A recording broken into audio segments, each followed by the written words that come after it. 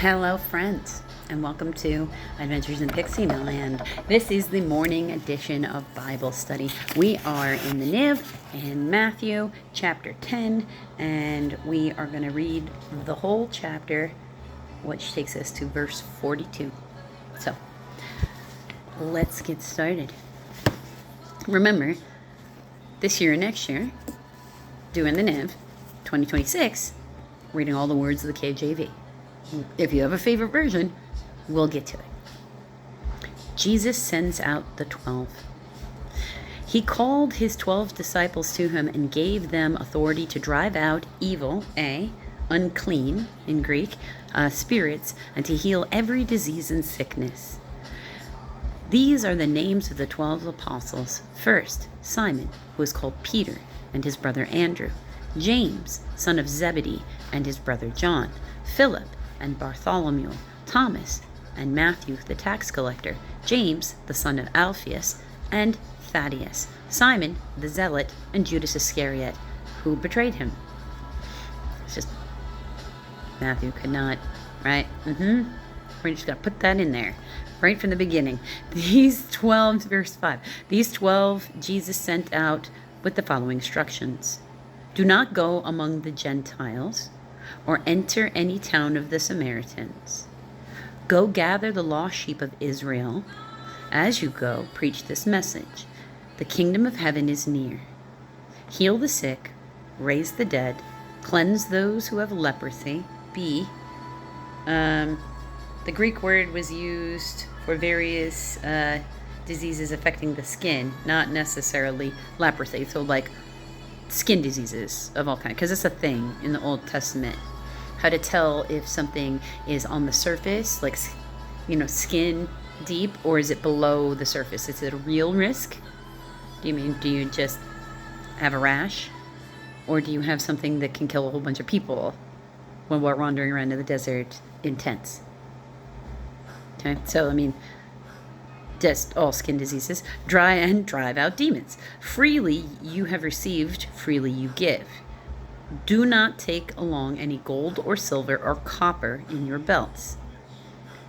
Take no bag for the journey, or extra tunic, or sandals, or staff. For the worker is worth his keep. So don't take anything with you and go out and preach. Whatever town or village you enter, search for some worthy person and there stay at his house until you leave. As you enter the home, give it your greeting. Bless it. If the home is deserving, let your peace rest on it. If it is not, let your peace return to you. If anyone will not welcome you or listen to your words, shake the dust off your feet when you leave that home or town. Get rid of that bad energy. Don't take it with you. I tell you the truth, it will be more bearable for Sodom and Gomorrah on the day of judgment than for that town. I am sending you out like sheep among wolves. Therefore, be as shrewd as snakes and as innocent as doves. So be clever. He's not telling you, he's not telling you have no defenses. He's saying because your intention is good, you don't need to have, a barrier of protection or extra stuff. You're walking by faith. Walking by faith means when the Lord said, if you believe the Lord will provide, then the Lord will provide. And then you don't stress about it. Stress is just terrible on every level for us. It really is. It's like a silent killer. So just be careful with how much of anything you decide to absorb from this world. Verse 17, be on your guard against men. They will hand you over to local councils and flog you in their synagogues. On my account, you will be brought before governors and kings as witnesses to them and to the Gentiles. But when they arrest you, do not worry about what to say or how to say it. At that time, you will be given what to say. The Holy Spirit will come upon you, and it will tell you what to say. For it will not be you speaking, but the Spirit of your Father speaking through you. See? Verse 21. Brother will betray brother to death, and father his child. Children will rebel against their parents and have them put to death. All men will hate you because of me, and he who stands firm to the end will be saved. When you are persecuted in one place, flee to another. I tell you the truth, you will not finish going through the cities of Israel before the Son of Man comes.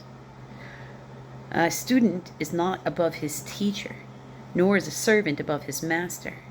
It is enough for the student to be like his teacher and the servant to be like his master. Okay, so like them. You're not trying to become them. You're trying to emulate the pieces of that keep you on the narrow path. So not carbon copies. If the head of the house has been called Beelzebub, C, or Beelzebul, or Beelzebul, there's variations of the same, how much more the members of that household? Oh. So if the head of the household is rotten, you have to be careful. The whole household might be rotten, is what they're saying. And I mean, if you think about it in an anthropological sort of sense, it makes sense. Where do we learn to people? From our parents, right? But not just from our parents, from our community. So our parents and our aunts and our uncles, and because that's what children are doing. They're watching every grown-up and trying to pick and choose and decide what their conduct is supposed to be based upon what they're watching around us, even if we think they're not. That's the nature of children. So do not be afraid of them. There is nothing, this is verse 26, so do not be afraid of them. There's nothing concealed that will not be disclosed, or hidden that will not be made known. So don't worry about what they do. At some point, their own nature of their toxic behavior will get them caught up in something, and the world will see what kind of person they are, because our own nature always does that. What I tell you in the dark, speak in the daylight. What is whispered in your ear, proclaim from the roofs. Do not be afraid of those who kill the body, but cannot kill the soul. Rather, be afraid of the one who can destroy both soul and body in hell. Are not 2 sparrows sold for a penny? In Greek it's an Assyrian. Yet not one of them will fall to the ground apart from the will of your Father. And even the very hairs on your head are all numbered. Like he knows everything. He sees everything. He even knows how many hairs you have on your head. I don't know how many hairs I have on my head. I don't even want to find out. Like I don't know what that exercise would involve, but it sounds like not worth it. So it's data. And I love data, but not that. So like that's not. What good does that do me? So don't be afraid. You are worth more than many sparrows. Whoever acknowledges me before men, I will also acknowledge him before my Father in heaven. But whoever disowns me before men, I will disown him before my Father in heaven. Do not suppose that I have come to bring peace to the earth. I did not come to bring peace, but a sword. For I have come to turn a man against his father, a daughter against her mother, a daughter-in-law against her mother-in-law. A man's enemy will be the members of his own household. Micah 7:6. And that is because walking the narrow path requires accountability. And a really big part of what we're even going through right now is a whole lot of people with a lot of entitlement, feeling they can have whatever they want, do whatever they want, treat anyone however they want, and the world needs to cater to them because they said so. Now, before you come for me because you assume I'm talking about your side or their side, I'm talking about everybody. And what I'm saying is this is something that has been generationally taught, and we are trying to fix it. And I have personally seen the schisms within my own family, within other people's families, and all over the place. People are really, it's not new, and it's going to continue to be. Because when you get to a certain place of healed, You really just can't be around the people who have malice in their heart, who want to hurt other people, who feel they're entitled to talk to you however which way. You just don't stay around them because you can't. It disrupts your soul and you feel it in here. 37. Anyone who loves his mother or father more than me is not worthy of me. Anyone who loves his son or daughter more than me is not worthy of me. And anyone who does not take his cross and follow me is not worthy of me. So this is just one of the things. People are going to have a problem when you want to hold them accountable for not treating other people or you nicely, however that works. They're not going to like it. And they're going to get aggressive. And they're going to get loud. And you're supposed to hold firm. I mean, how were the Pharisees acting towards Jesus? Was it all cuddles and snuggles? And he's telling you, walk in this path. That's what it means. Whoever finds his life will lose it, and whoever loses his life for my sake will find it. You give up your will to him, and your life will transform. Verse 40. He who receives you receives me, and he who receives me receives the one who sent me. Anyone who receives a prophet because he is a prophet will receive a prophet's reward. Which prophet? What kind of prophet? Those fake prophets that were calling themselves prophets that were talking to Baal? I don't want that. And a lot of the prophets got killed. So just, whew. And anyone who receives a righteous man because he is a righteous man will receive a righteous man's reward. That's better.